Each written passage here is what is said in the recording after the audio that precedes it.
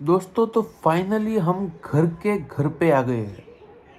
घर के घर पे आ जाना मतलब कि हमारा घर जो खुद हमारा है वहाँ पे आ जाना। इट इज़ वेरी फ्रस्ट्रेटिंग और कंफ्यूजिंग टू हियर, बट भाड़े का घर अब हमने छोड़ दिया है। अब हमको भाड़े के घर पे नहीं रहना है। पहली बात तो ये, भाड़े का जो हमारा घर था olympic Louis Companys stadium, Montjuic stadium जो हमारा था, मैं अगर सच में बोलूँ तो वो stadium was not the stadium of a big club. Barcelona के लेवल का वो स्टेडियम था ही नहीं। और वहाँ पे हमने 2 साल निकाले, 2.5 साल निकाले। वहाँ पे फैंस, एक तो गांव के पादर पे आया था वो स्टेडियम, गांव के बीच सबसे लास्ट वाली गली जो थी वहाँ पे, और पहाड़ों के बीच आया था। तो पिकनिक करने वाले भी वहाँ पे, मतलब कि फुटबॉल फैंस कम और टूरिस्टर ज़्यादा वहाँ पे हो जाते थे। बट मैं कुछ गलत नहीं बोलूँगा, क्योंकि वहाँ पे भी हमको बहुत अच्छी अच्छी मेमोरीज मिली। वहाँ पे भी हमने बहुत बड़ी बड़ी टीम्स को हराया है। बायर्न म्यूनिख को हराया है, रियल मैड्रिड को हराया है, एटलेटिको मैड्रिड को हराया है, और बहुत सारी फ्रिक्वेंटली हमने बहुत सारी बड़ी बड़ी टीम्स, डॉर्टमंड को भी वहाँ पे हराया है हमने।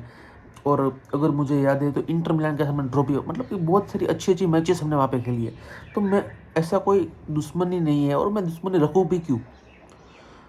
तो भाई ओलंपिक लुई कंपनी मोंटेक्यू स्टेडियम में हमने बहुत ही अच्छा परफॉर्मेंस दिया है। टीम ने बहुत ही अच्छा परफॉर्मेंस दिया है। हांसी फ्लिक, क्सावी के अंदर हमने वहाँ पे खेला है, तो बहुत ही अच्छी तरह से हमने वो टीम को खेला ही है वहाँ पे, और हमने खेला भी है। But what I wanted to tell you and I wanted you to explain और अंडरस्टैंड करने की बात है कि भाई मोंटेक्यू स्टेडियम जो है, जहाँ पे हम पिछले 2-2.5 साल से खेल रहे थे, जहाँ पे हमने भाड़ा दे देकर हमारी जो पगार थी, हमारा जो जो हम जमा पूंजी कहते हैं, वो हमने ख़त्म कर दिया।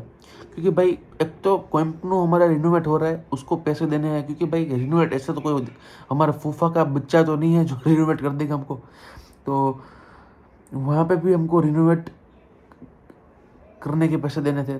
वहाँ पे हमको मोंटेक्यू स्टेडियम में खेलने का भाड़ा देना था। वहीं पे रेवेन्यू बहुत ही कम आ रहा था, क्योंकि भाई कैंप नो से कम कैपेसिटी थी वहाँ पे, और फैंस भी कम आ रहे थे, क्योंकि भाई बहुत ही पीछे, बहुत ही आखिर में था स्टेडियम, सिटी के बाहर था। तो आई थिंक बहुत सारे फैक्टर्स इसमें अनमैच हो रहे थे, जहाँ पे हम रेवेन्यू को दोष दे रहे थे। बट पहली बात तो ये कि हमारा भाड़ा बच गया। जो हम सच में हम पैसे दे रहे थे मोंटेक्यू स्टेडियम को। बार्सिलोना म्यूनसिपालिटी या बार्सिलोना काउंसिल जो भी होता है, मेयर जो भी होता है, मुझे नहीं पता, उनको पैसे दे रहे थे मंथली, ईयरली, वो मुझे नहीं पता। बट हम उनको एक रेंट पे करते थे टू प्ले, क्योंकि वो प्रॉपर्टी फुटबॉल क्लब बार्सिलोना की नहीं थी, वो थी बार्सिलोना सिटी काउंसिल की, बार्सिलोना म्यूनसिपल कॉरपोरेशन की, म्यूनसिपालिटी की, जो भी होती है। तो उनकी वो प्रॉपर्टी थी, और वहाँ पे हम खेल रहे थे। भाड़े का घर था हमारा, जो कि मुझे घर जैसा नहीं लग रहा था, मुझे फील ही नहीं आ रही थी वो स्टेडियम में। But every time I use to watch, तो मैं देखता था भाई बिलबाओ जैसे क्लब का भी स्टेडियम हमसे बड़ा है। मोंटेक्यू पे हम 2 साल से खेल रहे थे, बट हमने, और मैं कह रहा हूँ मुझे कोई पर्सनली दुश्मनी भी नहीं है, बट हमने वो पीरियड निकल लिया। तो थैंक यू टू मोंटेक्यू। और it is not of being rude कि भाई हमको 2-2.5 साल तक कोई जगह तो मिली। रियल मैड्रिड तो बेचारी अपने हमारे जो एस्टेडी ज्वाइन कर है, वैसा उनका एक स्टेडियम था, वहाँ पे खेल रही थी। तो उसके लिए आई एम थैंकफुल ऑल्सो कि भाई हमारे पास एक बहुत ही अच्छा बैकअप प्लान था कि भाई हम कैंप नो में नहीं खेल सकते 1-2 साल, 2.5 साल, 3 साल तक, तो हम ओलंपिक लुई कंपनी मोंटेक्यू स्टेडियम में खेलेंगे। तो आई वॉन्ट टू क्लेरिफाई कि भाई हाँ, वो चैप्टर खत्म हो चुका है। मोंटेक्यू टाटा बाय बाय। अब बात करने वाला हूँ मैं कैंप नो के बारे में, जो नई नवेली दुल्हन सच के आ गई है वापस, उसके बारे में हम बात करने वाले हैं। कैंप नो के बारे में बात करेंगे। लास्ट, मतलब कि 1 हफ्ते पहले वहाँ पे ओपन ट्रेनिंग सेशन हुए थे, जहाँ पे बहुत सक्सेसफुल ट्रेनिंग सेशन हुए थे। बट वहाँ पे स्पेक्टेकर्स बहुत ही कम थे। 25-27,000 जैसे स्पेक्टेकर्स देखने को मिले थे हमको, या फिर उससे भी कम थे। बट अप्रोक्सीमेटली फर्स्ट ए और फर्स्ट बी फेस जो कि कैंप नु का है, उसको परमिशन मिल चुकी है म्यूनसिपालिटी के द्वारा। मतलब कि जो भी बार्सिलोना सिटी काउंसिल जो भी ये रखता है, पूरी चीज़ का अथॉरिटी रखता है, जो कि परमिशन देता है to allow the club to enter in the stadium, या फिर allow the club to play in the stadium. तो वहाँ पे बार्सिलोना सिटी काउंसिल ने एक टीम भेजी थी, एक कमेटी भेजी थी, और वहाँ पे उन्होंने सब चेक किया, एग्जामिन किया, और उन्होंने तय कर दिया कि भाई फर्स्ट ए और फर्स्ट बी फेज़ जो है वो पूरी तरह से कंप्लीट है, पूरी तरह से ऑथोराइज हो चुका है। और वहाँ पे हम हमारी टीम को और हमारे स्टेडियम को मतलब कि क्लियर कट, हाँ, रेड लाइट मिल मतलब ग्रीन लाइट मिल चुकी है, सॉरी रेड लाइट नहीं मिल चुकी है, ग्रीन लाइट मिल चुकी है हमारे स्टेडियम को कि भाई अब हम बना सकते हैं और खेल सकते हैं। बट फर्स्ट सी फेज़ जो है, 1C फेज़ जो है, वहाँ पे अभी परमिशन नहीं मिली है। उसके बहुत सारे पॉइंट्स भी है जो कि अभी हमको कंप्लीट करने हैं, फुलफिल करने हैं, जो कि हमको अथॉरिटी नहीं मिली है।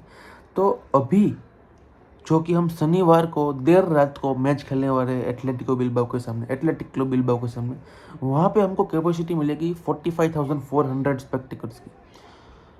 45,400 spectacles is not bad to compare to olympic Louis Company Montjuic stadium, क्योंकि भाई वहाँ पे भी कुछ ऐसी कैपेसिटी हुआ करती थी। बट जनवरी तक हम फर्स्ट सी फेज कंप्लीट करने का टारगेट हमने रखा है, और हमको पता है कि भाई वो लेट ही होने वाला है, क्योंकि टारगेट में तो कुछ हुआ ही नहीं अभी तक हमसे। टारगेट तो हमारा 2024 का था कैंप नो में आने का। 2025 में दिसंबर में आना था, 2024 के दिसंबर में हमको आना था। तो बट टारगेट तो बहुत सारे रखे थे हमने, बट नहीं हो पाए, तो क्या करें। टारगेट अभी भी हमारा फर्स्ट सी फेज का जो जनवरी का कंप्लीट करने का है वो अभी भी है हमारा। तो आई होप कि भाई वो कंप्लीट हो जाए, कंप्लीट करने की आशा अभी भी जीवित है हमारे पास। और उसके साथ साथ एथलेटिक क्लब जो मैच होने वाली है, वहाँ पे एथलेटिक क्लब के फैंस नहीं आने वाले, एथलेटिक क्लब बिल्बाओ के फैंस नहीं आने वाले, क्योंकि भाई दोनों क्लब ने म्यूचुअली अंडरस्टैंडिंग कर दिया, क्योंकि भाई स्पेक्टेकल्स कम है और दोनों ही क्लब के फैंस की एंट्री और एग्जिट अलग अलग होती है मेरे हिसाब से। तो वो सभी अभी मतलब कि वो एंट्री और एग्जिट गेट अभी बने ही नहीं, पूरी तरह से तैयारी नहीं हुए। तो 1-2 गेट बने, वहाँ से 45,000 फैंस आएंगे जाएंगे। तो मुझे लगता है फर्स्ट सी फेज जब तक बन जाएगा तब तक मुझे लगता है कि ओपोजिशन टीम के फैंस नहीं आ सकते। बट यूएफए चैंपियंस लीग का रूल ये कहता है कि भाई ओपोजिशन फैंस को आपको लाना ही लाना है। आप खुद के फैंस भले भूल जाओ, बट उनके फैंस आने चाहिए।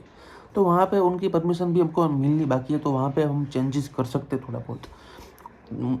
आई थिंक हमको गेट बनाने में ज़्यादा फोकस करना पड़ेगा, क्योंकि भाई ओपोजिशन फैंस को अगर हम एंट्री नहीं देंगे तो यूएफए चैंपियंस लीग वाले हमको मैच की परमिशन नहीं देंगे। हमको फिर से मोंटेजुइक स्टेडियम पे जाना पड़ेगा, फिर से वहाँ पे भाड़ा देना पड़ेगा। तो I think that is not the way we want to make this possible.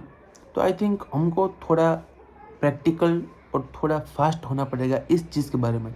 But I am very happy to be honest. Personally अगर मैं अपनी बात करूँ, और पर्सनली आप किसी भी बार्सिलोना फैन को पूछ लीजिए, भाई कैंप नो में आना मतलब कि अगर आप अभी तक कहीं पे खुद के ही शहर में अपना घर रिनोवेशन पे छोड़कर भाड़े के घर पे रहते थे, अब आपका घर 2 माले का है।